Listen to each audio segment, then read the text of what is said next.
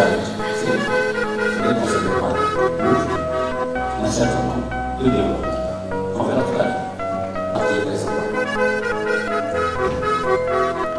Donc, quels sont les challenges? À mon avis, le premier challenge, c'est le projet qui ont débuté dans le programme de recherche.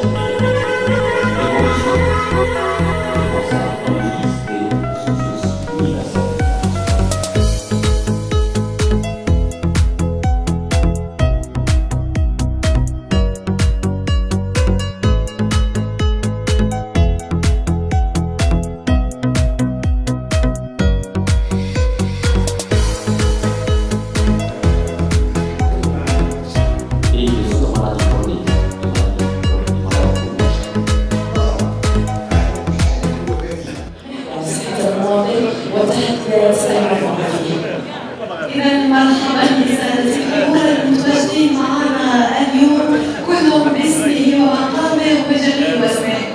إذا كما أشار الزميلة سابقا تواصلوا اليوم محاضراتكم أو محاضرات في محور صحة المواطن يكون ويرافقكم فيها الأستاذ مصطفى خياطي منشطا لمحاضرات مقدمة من قبل والتي من الأساتذة والدكاترة. أدعو الأستاذ مصطفى خياطي مشكورا للمنصة وأتركها له.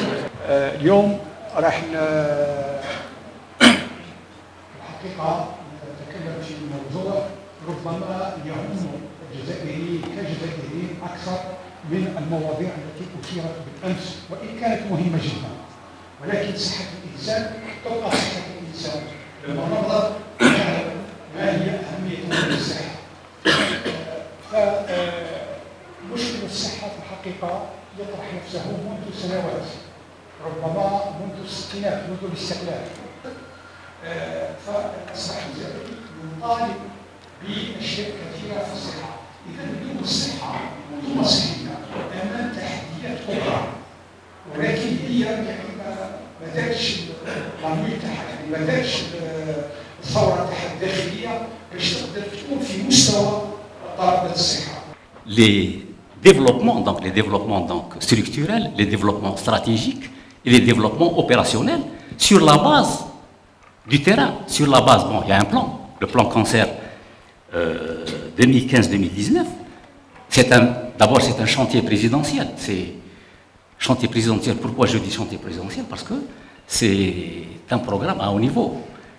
Moi je me rappelle, vers les années 2004, j'ai reçu un ministre de la Santé, et ce ministre de la Santé, il est là présent avec nous, c'est mon cher ami Abdelhamid Aberkan, qui était ministre de la Santé, et pourtant, c'était la période où il y avait les maladies infectieuses, et où j'avais déjà les données du registre du cancer. Je lui ai dit, monsieur le ministre, il y a des anciens besoins, mais le cancer est en train d'augmenter. Il m'a dit une phrase dont je me souviens toute ma vie. Il m'a dit, moi je suis convaincu. Il est là présent devant nous. Et il faut convaincre les autres. Et il a dit de façon consciemment, parce qu'il savait que le problème du cancer, ce n'était pas un problème uniquement ministériel. C'était un problème donc qui impliquait tous les ministères et devrait être un plan présidentiel. Je remercierai également le ministère de l'Enseignement supérieur pour son invitation. Je remercierai aussi donc, le recteur de l'université Farhat Abbès pour son accueil chaleureux. Donc, ma présentation va porter donc, sur l'Echinococcus granulosus et les mécanismes immunorégulateurs avec les retombées biothérapeutiques. C'est une vision de biologie, c'est l'apport de la biologie, c'est une autre vision dans le domaine de la santé. Alors, avant d'aller dans le vif du sujet, je vais présenter les thématiques de l'équipe que je coordonne, l'équipe cytokine et nanosynthase, qui fait partie du laboratoire de biologie cellulaire et moléculaire de la FSP de l'USTHB. Donc, les projets de notre équipe sont réalisés étroitement en collaboration avec les services des CHU nationaux. Les thématiques développées s'articulent autour d'une vision de recherche fondamentale, c'est notre dada, avec une approche de recherche appliquée. La santé est un concept évolutif dans le temps et complexe. c'est pas figé et c'est pas simple, d'où la nécessité de réflexion et d'action complexes et multiples. Le constat, l'Algérie est une zone de transition entre le nord et le sud, géographique, sociologique et puis historique. La santé de citoyens, si on doit parler de santé de citoyens, il faut élargir un peu plus le cercle pour parler de santé globale, de global health, et pour associer tous les acteurs. Ça, c'est le premier message. Le deuxième message, les pesticides agissent sur l'initiation et la progression des glioblastomes, qui sont les tumeurs cérébrales. Là, c'est un modèle expérimental qu'on pourrait bien sûr extrapoler. Maintenant, il y a chaque jour de nouveaux défis, à savoir une population croissante, des besoins croissants, mais en même temps une baisse des ressources et des nouveaux risques sanitaires qui apparaissent dans un contexte de mondialisation dont la pandémie de Covid a été l'exemple le plus frappant. Et en fait, le Covid a bien montré que la santé était un enjeu géostratégique et donc il existe tous les enjeux des pays les plus riches contre les pays les plus pauvres. Avant ça, c'était le VIH-Sida où vraiment le traitement était rentré dans le cadre d'un enjeu stratégique et de plus en plus on parle de sécurité, à tel point qu'on parle de sécurité sanitaire. Hop, je pense que je me suis trompée de... Je voudrais faire un petit rappel en arrière sur comment les Algériens ont vécu leur santé et leur système de santé. Et en fait, comme l'a dit le professeur Hamdi Chérif, nous avons connu la transition épidémiologique, c'est-à-dire le changement du profil des maladies dans la population. Nous sommes encore en transition épidémiologique, peut-être un petit peu à la fin. Donc, des années de l'indépendance aux années 80, ce qui était dominant, c'était les maladies transmissibles, donc les maladies infectieuses, les problématiques de la forte natalité et de la surveillance des grossesses, mais aussi les questions de malnutrition chez nos enfants. Au cours de ces années-là, et avec les efforts en termes de formation, on a pu, et puis d'amélioration des ressources et des infrastructures, on a pu améliorer la couverture sanitaire sur l'ensemble du pays, en allant y compris dans le sud. On a mis en place une sectorisation sanitaire pour couvrir des bassins de population autour de structures de santé. Et puis, surtout, on a connu un grand essor des programmes de prévention, vaccination, lutte contre la mortalité infantile, tuberculose, et j'en passe. هل هناك أسئلة؟ تفضل أستاذ.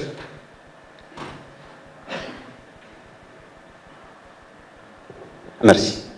Je me présente, M. Chenab Azli, président de l'association Protection du Consommateur de Wilaya Sétif. Donc je remercie les initiateurs de ces journées وخاصة على اختيار المواضيع من الأمن الطاقوي الأمن الغذائي للصحة. والصحة سيتي كي شابوت هذا لي سيكتور باسكو كيكون عندك إنسان مريض ولا شعب مريض ما تقدر دير ني أمن غذائي ني أمن طاقوي. Et je voudrais aussi remercier Madame Houti pour son intervention, pour être honnête, parce que je n'ai pas fait l'intervention. Seulement qu'il y a un truc qui a attiré mon attention, les statistiques que vous avez données. Je vois qu'il y a des statistiques qui datent de 2005, 2013, 92, et sur le taux de prévalence de l'obésité. Ça date de 2005. Madame, je trouve, nous sommes en 2005. En tant qu'association, même les statistiques qui datent de 2020, pour nous, c'est des anciens. Je vous signale, madame, en tant qu'association, nous sommes en train de préparer l'agenda 2030. Et nous avons un thème sur la santé durable. Je vous remercie. Merci. C'est-à-dire, on rentre les données de 300 000, 500 000 personnes de façon routinière, et puis ça permet de dresser un profil de la population. Mais les résultats que je vous ai donnés seront encore valables. Voilà. J'attire votre attention, comme a dit M. Riaté auparavant, et comme je l'ai dit moi-même, en ma qualité de directrice d'un laboratoire sur les systèmes d'information en santé, une grande lacune en Algérie, c'est le système d'information. Nous n'avons pas réussi à mettre en place un système d'information en santé et qui soit relié aux autres système d'information. Voilà, très important. Merci. Je crois qu'en posant cette question, c'est une question qui n'est pas innocente. Non, laissez-moi terminer.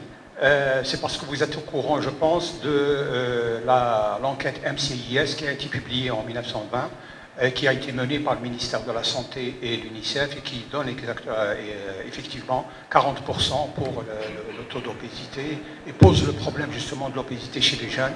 Vous avez tout à fait raison, c'est un phénomène qui est dynamique et il y a une évolution d'année en année et l'obésité qui n'existait pratiquement pas dans les années 60-70 est un nouveau phénomène. Elle a signalé que ça a commencé pratiquement dans les années 80 et le phénomène est en train de se développer, de prendre de l'ampleur. Elle a signalé un fait très important, beaucoup de gens comme moi, donc qui ont un ventre qui est un peu débordant, pensent que c'est pas méchant, mais en fait c'est le début de l'obésité, il faut faire très attention. Voilà, est-ce qu'il y a d'autres questions?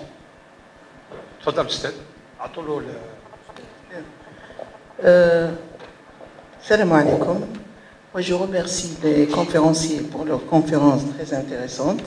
J'ai quelques questions à poser.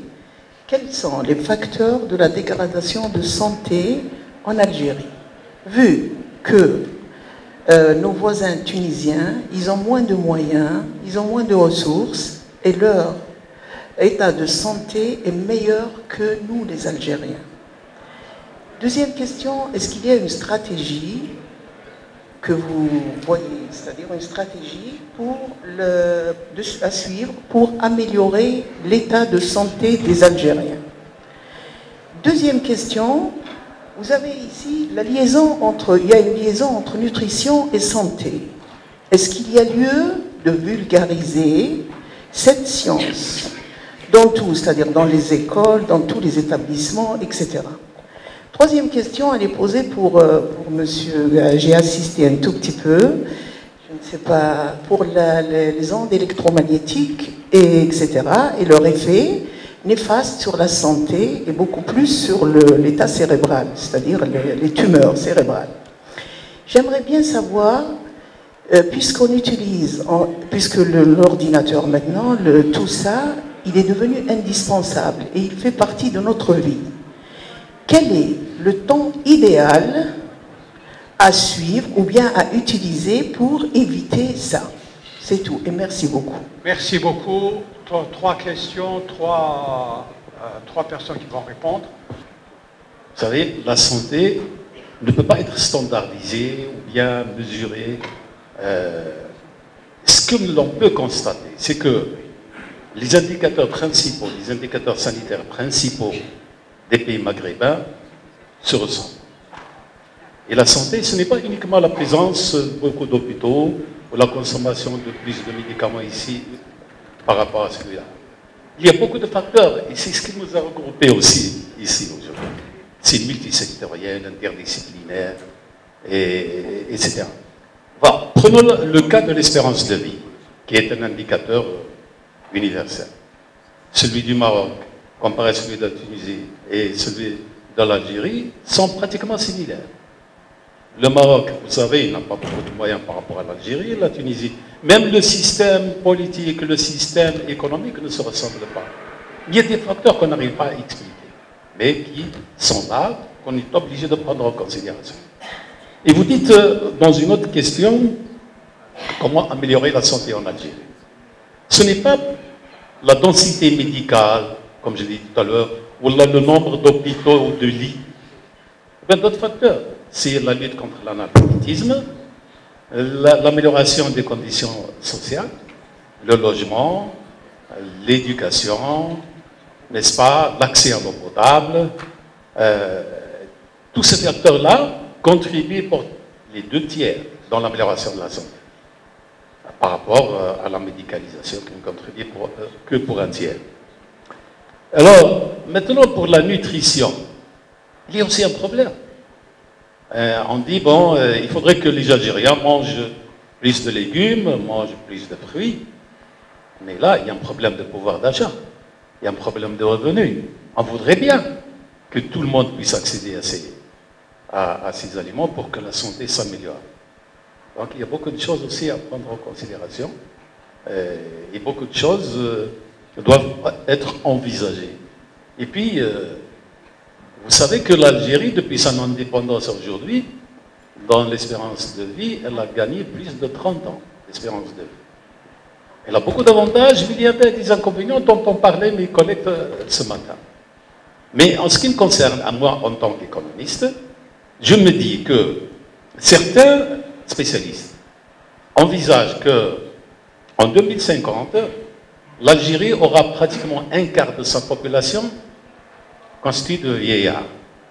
Et ce matin, on a vu que le taux de natalité baisse considérablement chez nous et le vieillissement augmente de façon très importante. Donc, en 2050, il y aura un risque pour l'Algérie, pour l'activité économique. Moins de jeunes, plus de vieux, moins de gaz, moins de pétrole. Voilà, donc, tout est lié au Algérie. Merci, Monsieur le Président. Merci, mais je vous commente quand même pour vous dire que le problème de la natalité n'est pas en baisse, parce que les 6 dernières années, nous avons enregistré plus de 1 million de naissances. C'est plus que la France qui a 850 000 naissances. Il faut faire attention. C'est vrai que lorsqu'on prend ça dans la globalité des chiffres, ça pose problème, mais les moins de 5 ans chez nous, leur nombre absolu est supérieur à celui des plus de 60 ans. De 200 à 300 000 habitants encore. Merci. Donc, avant de donner la parole à Madame Fouti, qui va un peu répondre, puisqu'elle a été directement concernée par une des questions, c'est vrai que les légumes, elle a dit, les gens ne mangent pas beaucoup de légumes et de fruits parce que c'est cher, mais elle a posé la question, ils mangent beaucoup de protéines, c'est-à-dire de viande, et elle va expliquer pourquoi. Moi, je m'adresse également, parce qu'une partie de la question concerne bien sûr l'épidémiologie. En tant qu'épidémiologue, est-ce que vous pouvez répondre à cette question-là, à la question qui a été soulevée par la dame? La question exacte, c'était quoi? Oui. La question est la suivante. Il y a une très forte liaison entre nourriture et santé. D'accord. Voilà, donc... C'est bon. Merci. Allez-y. Bismillah wa salatu wa salam ala rasulillah. Mesdames et messieurs, honorable assistance, permettez-moi pour vous répondre à votre question, madame, je pense que les 2 années passées ont confirmé la place de l'épidémiologie. L'épidémiologie, c'est la science médicale qu'on peut dire que c'est les yeux de la médecine, tout simplement. La maladie, si elle est dans le secteur de la santé, c'est un échec de la santé. Parce que la santé, c'est la promotion de la santé. La santé, c'est la prévention. Votre santé, c'est dans votre assiette, madame. C'est vrai ou pas? Et tout extrémisme tend vers la fatalité. Vous voyez, madame, toute la vie, c'est un équilibre. C'est un équilibre. Et la preuve, la pandémie, elle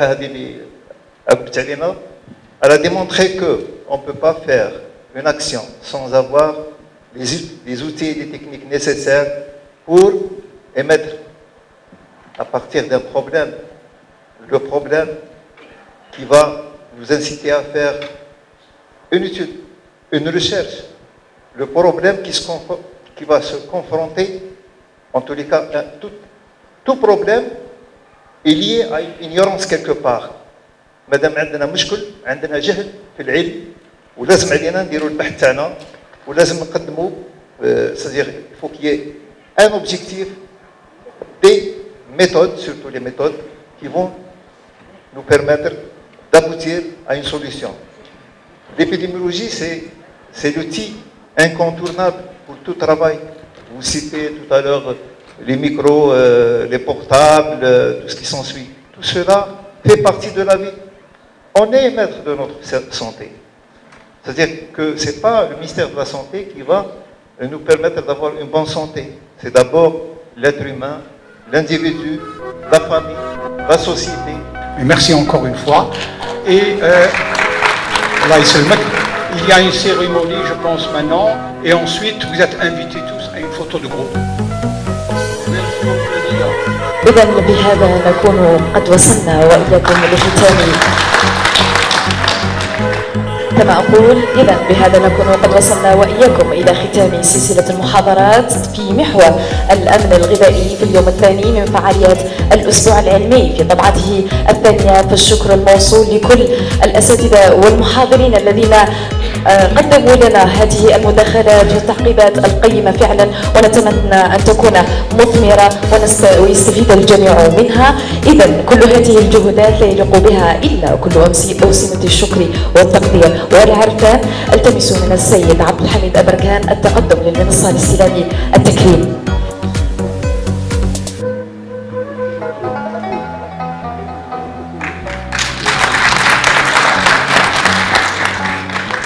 Je voudrais remercier tous ceux qui sont là avec nous. Particulièrement, vous m'excusez de dire mon ministre, parce que Oustad Aberkan nous a appris beaucoup de choses.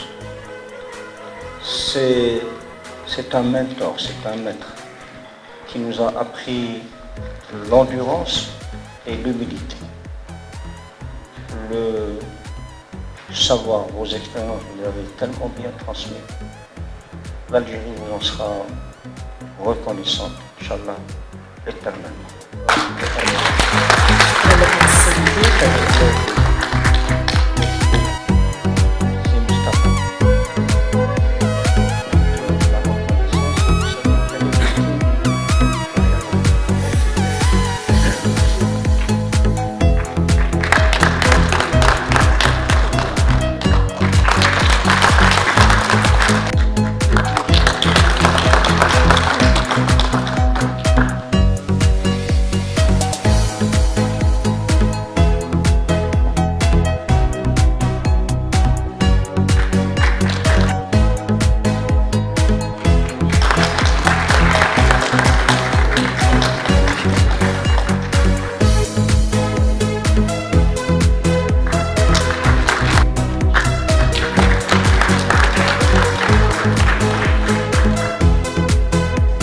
وصلنا وإياكم إلى ختام المحاضرات المبرمجة ضمن فعاليات الأسبوع العلمي الوطني في طبعته الثانية.